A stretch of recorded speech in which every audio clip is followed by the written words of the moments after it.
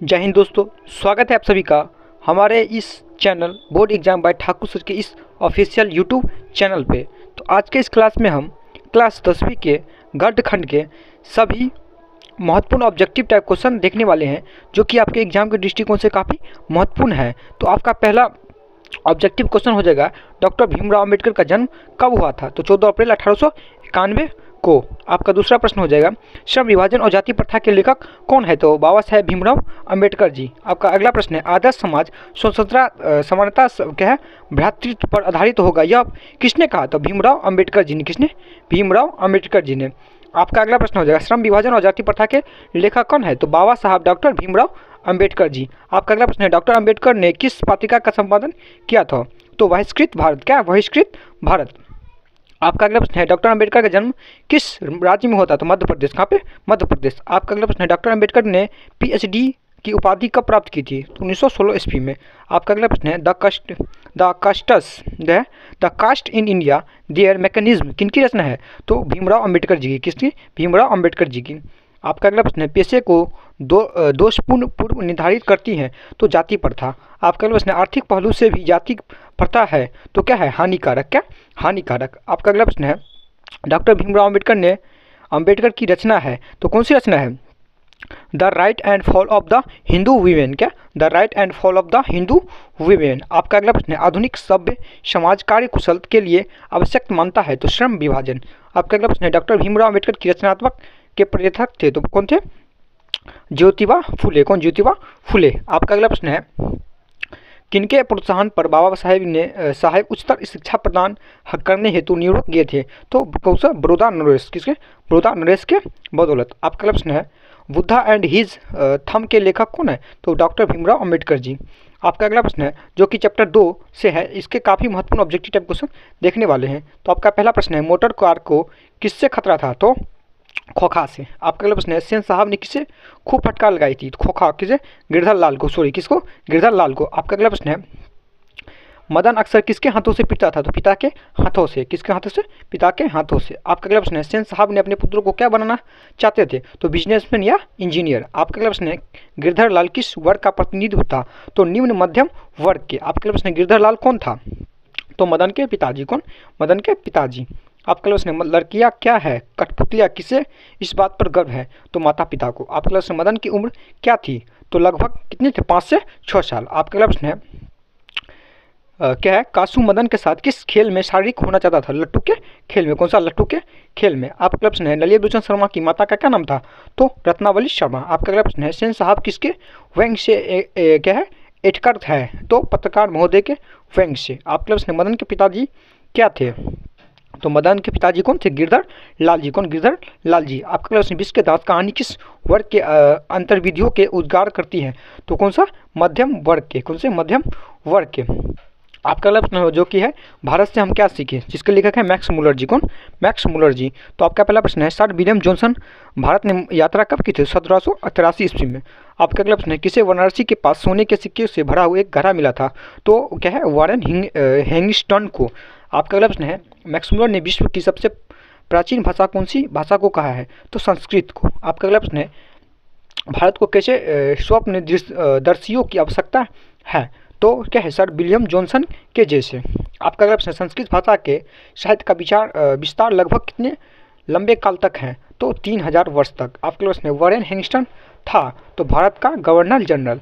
आपका अगला प्रश्न है, मैक्स मुलर ने मानव सभ्यता का मूल स्रोत किसे माना है? तो वैदिक तत्व ज्ञान को। आपका अगला प्रश्न है, मैक्स मुलर के पिता का क्या नाम था? तो हेमल मुलर। आपका अगला प्रश्न है, हरकस क्या थे? हरकस थे। तो हरकस जो थे वो बृहस्पति क्या थे? वैज्ञानिक थे। आपका प्रश्न है, मैक्स मुलर की मृत्यु कब हुई? तो 28 अक्टूबर 1900 को। कब? 28 अक्टूबर 1900 ईस्वी को। आपका प्रश्न है, दारिस क्या है? तो दारिस एक सोने का प्राचीन काल का सिक्का है। क्या है? सोने का सिक्का है। आपका प्रश्न है, जो कि नाखून क्यों बढ़ते हैं चैप्टर्स हैं, जिसके लेखक हजारी प्रसाद द्विवेदी जी। कौन? हजारी प्रसाद द्विवेदी जी। तो आपका पहला प्रश्न है, असुरों के पास नहीं थे तो क्या थे? असुरों के पास लोहे के क्या थे? अस्त्र नहीं था। आपका अगला प्रश्न है, नाखून क्यों बढ़ते हैं निबंध के लेखक ने किस बूढ़े का जिक्र किया है? तो महात्मा गांधी जी का। किसका? महात्मा गांधी जी का। आपका अगला प्रश्न है, कौन सी रचना हजारी प्रसाद द्विवेदी जी की नहीं है? तो अशोक के फूल, क्या अशोक के फूल हजारी प्रसाद द्विवेदी जी के नहीं है। आपका प्रश्न है नकधर मनुष्य किस पर भरोसा करके आगे चल पड़ता है, तो एटम बम पर। आपका प्रश्न नाखून क्यों बढ़ते हैं, निबंध क्या है, नाखून क्यों बढ़ते हैं, नई पीढ़ी में कौन सा भाव जगाता है, तो सांस्कृतिक और आत्मगौरव, कौन सा, संस्कृति और आत्मगौरव। आपका अगला प्रश्न है कितने वर्ष पहले का भारतवासी नाखून को जम के संवारता था, तो 2000 वर्ष पहले का। आपके प्रश्न द्विवेदी जी ने निर्लज अपराधी किसे कहा है, तो नाखून को। आपका अगला प्रश्न है हजारी प्रसाद द्विवेदी का जन्म कहाँ हुआ है, तो बलिया उत्तर प्रदेश। कहाँ पे, बलिया उत्तर प्रदेश में। आपका अगला प्रश्न है कौन छोटे नखों को पसंद करते थे, तो क्या है, दक्षिणात्य से, क्या दक्षिणात्य शय। आपका अगला प्रश्न है जो कि चैप्टर नंबर 5 नागरी लिपि से है, आज जिसके लेखक हैं गुणाकर मूले जी, गुणाकर मूले जी। तो आपका पहला प्रश्न है गुणाकर मूले ने किस लिपि को प्राचीन लिपि नागरिक लिपि बहन की संज्ञा दी है, तो दी है, किसे दिया था, तो बंगला को। आपका प्रश्न गुणाकर मूले का जन्म कब हुआ था, तो 1935 ईस्वी में। आपका प्रश्न नागरिक लिपि शीर्षक पाठ के पुस्तक से लिया गया है, कौन सा पुस्तक से लिया गया है, तो भारतीय लिपियों की कहानी से। आपका अगला प्रश्न है श्रवण बेलगोल जैन तीर्थ स्थल कहाँ है, तो कर्नाटका में। कहाँ पे, कर्नाटका में। आपका अगला प्रश्न अक्षरों की कहानी किसकी रचना है, तो किसकी रचना है, गुणाकर मूले जी की, गुणाकर मूले जी की। आपका अगला प्रश्न है क्या है, मिहिर भोज की ग्वालियर प्रशासित किस भाषा में है, तो कौन सी, संस्कृति भाषा में। आपका अगला प्रश्न है गुणाकर मूले ने विभिन्न विषयों पर कितने निबंध लिखे थे, तो कितने, लगभग 2500, कितने, लगभग 2500। आपका प्रश्न है बेतमा कहाँ है, तो बेतमा जो है वो इंदौर के पास है। कहाँ पे, इंदौर के पास है। आपका अगला प्रश्न है नागरी लिपि पाठ गुणाकर मूले की किस रचना से लिया गया है, तो कौन सा, अक्षरों की ज्ञान से। कहाँ से, अक्षरों की ज्ञान से। आपका अगला प्रश्न है जो कि चैप्टर बहादुर से है, जिसके लेखक है अमरकांत जी। तो आपका पहला प्रश्न है बहादुर पाठ के रचनाकार कौन है, तो कौन है, अमरकांत जी। आपका प्रश्न है बहादुर शीर्षक कहानी के कहानीकार हैं, तो अमरकांत जी। आपका प्रश्न कहानी के लेखक अमरकांत का जन्म कब हुआ था, 1925 ईस्वी में।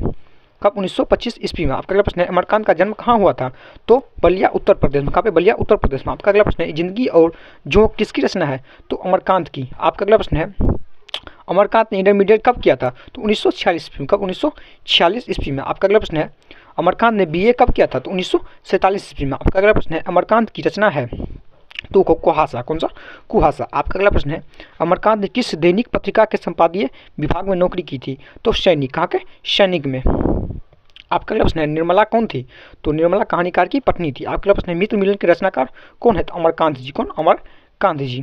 आपका अगला चैप्टर है जो कि परंपरा का मूल्यांकन का है, जिसके लेखक हैं रामविलास शर्मा जी। कौन, रामविलास शर्मा जी। तो आपका पहला प्रश्न होगा साहित्य साक्षेप रूप में होता है, तो क्या होता है, स्वाधीन। क्या, स्वाधीन। आपका प्रश्न साहित्य साक्षेप रूप में क्या होता है, तो स्वाधीन। आपका प्रश्न है परंपरा का मूल्यांकन किस विधा की रचना है, तो निबंध विद्या। कौन सी, यह एक निबंध विद्या है। आपका अगला प्रश्न है क्या है वायरन किस भाषा की कवि थी, तो अंग्रेजी भाषा। कौन सी, अंग्रेजी भाषा की। आपके प्रश्न है अशिक्षित, क्या अशिक्षित क्षेत्र का शाब्दिक अर्थ होता है, तो अटूट। आपका अगला प्रश्न है रामविलास शर्मा ने लखनऊ विश्वविद्यालय के किस भाग में अध्यापक की थी, तो अंग्रेजी में। कहाँ पे, अंग्रेजी में की थी। आपका प्रश्न है परंपरा का मूल्यांकन पाठ के रचनाकार हैं, तो रामविलास शर्मा जी। कौन, रामविलास शर्मा जी। आपका अगला प्रश्न है रामविलास शर्मा ने बीए कब किया था, तो रामविलास शर्मा ने बीए कब किया था, 1932 ईस्वी को। कब, 1932 ईस्वी को। आपका अगला प्रश्न है रामविलास शर्मा ने बीए किस विद्यालय से किया था, लखनऊ विश्वविद्यालय से। आपका अगला प्रश्न हमारी राष्ट्रीय आवश्यकता है, तो समाजवाद। क्या, समाजवाद। आपका प्रश्न है भारतेंदु हरिश्चंद्र किसकी रचना है, तो किसका है, नलिनी विलोचन शर्मा जी। किसकी, नलिनी विलोचन शर्मा जी, सॉरी क्या, रामविलास शर्मा की। किसकी, रामविलास शर्मा की।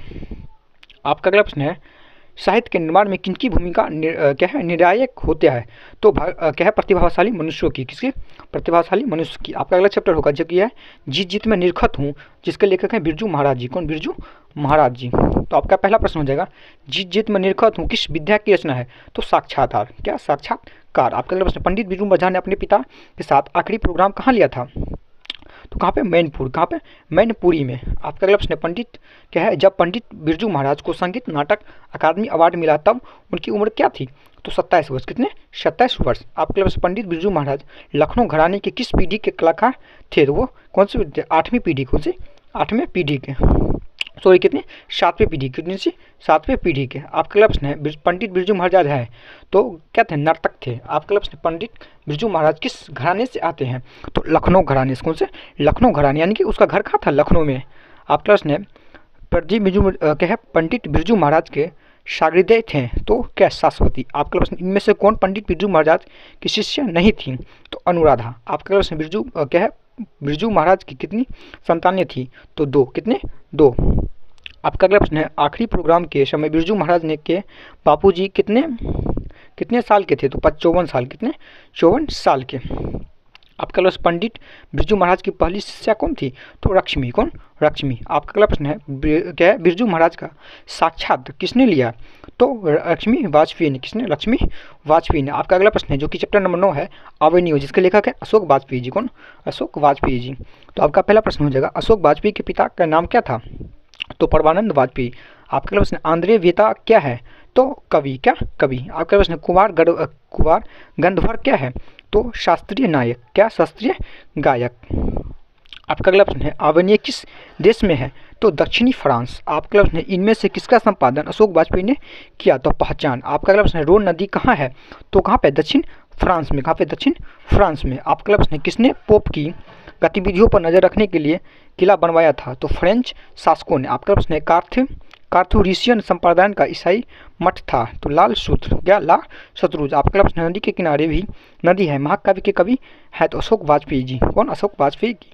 आपका अगला प्रश्न है अशोक वाजपेयी ला शत्रुज में कितने दिनों तक रहे थे, तो 19 दिन। कहाँ थे, 19 दिन। आपका प्रश्न विलनव ला अवेन्यू का अर्थ होता है, तो अवेन्यू का नया गांव। आपका प्रश्न एक पतंग अंत में किनकी रचना है, तो अशोक वाजपेयी की। किसकी, अशोक वाजपेयी की। आपका अगला प्रश्न है अशोक वाजपेयी ने किस पत्रिका का संपादन किया था, तो समवेत। क्या, समवेत। आपका प्रश्न है अवेन्यू दक्षिणी फ्रांस का एक पुराना क्या था, शहर था। आपका अगला प्रश्न है अशोक वाजपेयी का जन्म कहाँ हुआ था, तो दुर्ग छत्तीसगढ़ में। कहाँ पे, दुर्ग छत्तीसगढ़ में।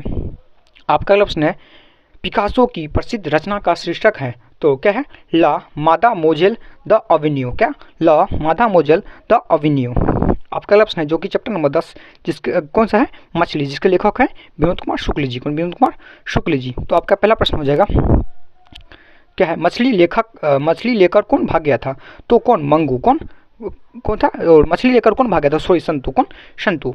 आपका अगला प्रश्न है मछली शीर्षक कहानी के एक दीदी के प्रेमी क्या नाम था, तो भंगू। क्या, भंगू। आपका अगला प्रश्न है मछली के लिए मसाला कौन पीस रही थी, तो उसकी माँ। कौन, उसकी माँ। आपका अगला प्रश्न है मछली कहानी के किस वर्ग का जीवन वर्णित है, तो मध्यम वर्ग का। आपका प्रश्न विनोद कुमार शुक्ल किस कृषि विश्वविद्यालय में एसोसिएट प्रोफेसर थे, तो कौन सा विद्यालय में था, इंदिरा गांधी में। कौन सा, इंदिरा गांधी में। आपका अगला प्रश्न है संतु अचानक क्या लेकर भाग गया, तो मछली लेकर भाग गया था। क्या, मछली लेकर भाग गया था। आपका अगला प्रश्न है लेखक को मछली खाने से किसने मना किया, तो उसकी किसने, माँ ने। उसके माँ ने मना कर दिया था। आपका अगला प्रश्न है जो कि है चैप्टर 11 सॉरी कितना, चैप्टर 11 जो चैप्टर का नाम है नौबत खाने में इबादत। क्या, नौबत खाने में इबादत, जिसके लेखक है यतीन्द्र मिश्र जी। कौन, यतीन्द्र मिश्र जी। तो आपका पहला प्रश्न है बिस्मिल्लाह खां का जन्म हुआ था, तो डुमरा बिहार में। आपका प्रश्न बिस्मिल्लाह खां के पिताजी कहाँ शहनाई बजाया करते थे, मंदिरों में। कहाँ पे, मंदिरों में शहनाई बजाया करते थे। कौन, तो बिस्मिल्लाह खां के पिताजी। आपका अगला प्रश्न है शाहने की उपाधि किसने दी थी, तो शहनाई को। आपका प्रश्न बिस्मिल्लाह खां के परदादा का क्या नाम था, तो उस्ताद सलार हुसैन। ये आपके एग्जाम के दृष्टिकोण से काफ़ी पीवीआई ऑब्जेक्टिव क्वेश्चन हो जाता है। क्या, तो बिस्मिल्लाह खां के परदादा का क्या नाम था, तो उस्ताद सलार हुसैन। किसने, उस्ताद सलार हुसैन। आपका अगला प्रश्न है बिस्मिल्लाह खां के बड़े भाई का क्या नाम था, तो क्या था, शमसुद्दीन। आपका बिस्मिल्लाह खां के मामा का क्या नाम था, तो सादिक हुसैन। आपका अगला प्रश्न है यतीन्द्र मिश्र ने किस विश्वविद्यालय से एमए किया, यानी कि मास्टर ऑफ आर्ट किया था, लखनऊ विश्वविद्यालय। कहाँ से, लखनऊ विश्वविद्यालय से। आपका अगला प्रश्न है यतीन्द्र मिश्र किस न्याय का संचालन 1999 में ईस्वी में कर रहे थे, तो विमला देवी फाउंडेशन। कहाँ पे, विमला देवी फाउंडेशन। आपका क्लास है बिस्मिल्लाह खां को किस चीज़ का बुखार था, तो क्या था, फिल्म देखने का। कौन सा, फिल्म देखने का। आपका प्रश्न है बालाजी मंदिर काशी में किस घाट पर अवस्थित था, तो पंचांग क्या है, पंचगंगा घाट पर। कहाँ पे, पंचगंगा घाट पर अवस्थित है। तो आज के इस क्लास का चैप्टर नंबर जो कि 12 है और आज की क्लास का ये लास्ट चैप्टर होगा शिक्षा और संस्कृति, जिसके लेखक कौन है, तो हमारे महात्मा गांधी जी। कौन, महात्मा गांधी जी। तो आपका अगला पहला प्रश्न है हरिजन के संपादक कौन थे, तो महात्मा गांधी जी। आपका प्रश्न शेक्सपियर को किस रूप में जाना जाता था, तो कवि के रूप में और नाटककार के रूप में, अर्थात इसका राइट आंसर होगा ऑप्शन सी। आपका अगला प्रश्न है, गांधी जी के दो क्या है हथियार थे, तो क्या था, अहिंसा और सत्याग्रह। कौन सा, अहिंसा और सत्याग्रह। आपका अगला प्रश्न है, अहिंसा दिवस किस तारीख को मनाया जाता है, तो 2 अक्टूबर को। कब, 2 अक्टूबर को। आपका अगला प्रश्न है, गांधी जी के अनुसार शिक्षा का माध्यम क्या है, तो अहिंसा। क्या, अहिंसा। आपका अगला प्रश्न है, शिक्षा और संस्कृति के लेखक कौन है, तो महात्मा गांधी जी। आपका अगला प्रश्न है, गांधी जी किस माध्यम से शिक्षा देने के पक्षधर थे, तो दस्तकारी और उद्योग का। आपका अगला प्रश्न है, गांधी जी की माता का क्या नाम था, तो पुतलीबाई। कौन, पुतलीबाई। आपका अगला प्रश्न है, गांधी जी द्वारा रचित पुस्तक है, तो सत्य के साथ मेरे प्रयोग। क्या, सत्य के साथ मेरे प्रयोग, सॉरी, इसका राइट आंसर होगा द कास्ट इन इंडिया। क्या, द कास्ट इन इंडिया। आपका प्रश्न है, शिक्षा और संस्कृति पाठ के किनके विचार पर मुक्त है, प्रस्तुत है, तो महात्मा गांधी जी के। किसके, महात्मा गांधी जी के। आपका अगला प्रश्न है, भारतीय संस्कृति किसका प्रतीक है, तो भिन्न भिन्न संस्कृतियों के समाज का। आपका अगला प्रश्न, महात्मा गांधी का निधन कब हुआ था, तो 30 जनवरी 1948 ईस्वी को। कब, 30 जनवरी 1948 ईस्वी को। आपका अगला प्रश्न है, अमल का अर्थ होता है, तो व्यवहार। क्या, व्यवहार। आपका अगला प्रश्न है, दस्तकारी का अर्थ होता है, तो हस्त कौशल। आपका अगला प्रश्न है, गांधी जी ने बच्चों को किस ढंग की तालीम देने की कोशिश की थी, तो इसका राइट आंसर होगा अहिंसक प्रतिरोध। क्या, अहिंसक प्रतिरोध। आज के इस क्लास में हम क्लास 10वीं के गद्य खंड के सारे महत्वपूर्ण ऑब्जेक्टिव टाइप क्वेश्चन आप सभी को करवा दिए हैं। तो आशा करता हूं कि ये क्लास आप सभी को काफ़ी अच्छा लगा होगा, और आगे क्लास में हम काव्य खंड के सारे महत्वपूर्ण ऑब्जेक्टिव टाइप क्वेश्चन लेकर आने वाले हैं। तब तक के लिए जय हिंद। मिलते हैं फिर से अगले वीडियो में, फिर से नए नए टॉपिक के साथ और नए नए महत्वपूर्ण क्वेश्चन के साथ। तब तक के लिए जय हिंद। फिर से मिलते हैं अगले वीडियो में।